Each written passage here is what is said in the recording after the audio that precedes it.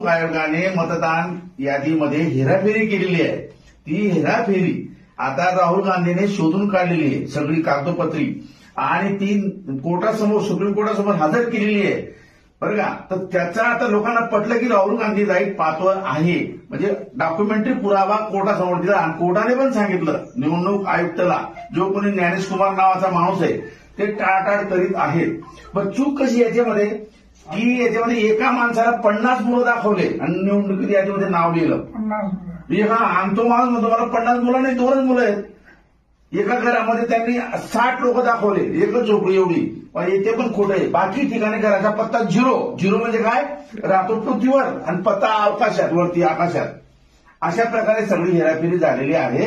आणि म्हणून राहुल गांधीचं जे आंदोलन आहे अण्णासाहेब, ते खूप चांगलं आहे. तर आमची अशी अपेक्षा, लोक काय म्हणतात की अण्णांनी त्यावेळेला कसं काय समजा साथ दिली बुवा या लोकांना, आरएसएस वाल्यांना, अरविंद केजरीवाल यांना. तर यावेळेला सुद्धा अण्णांनी साथ दिली पाहिजे. अण्णांचा मुख्य हेतू काय, लोकशाही वाचवणे. तर मग हा काँग्रेसवाला आहे का भाजपाला आहे का सेनेवाला आहे, हा आपण फरक करायचा नाही, बरोबर ना. तर आमची अशी विनंती आहे.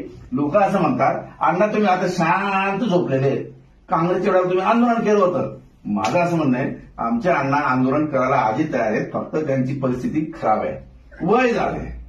आणि अण्णांनी जर समजा त्यांच्या आयुष्यामध्ये 8 कायदे बनवले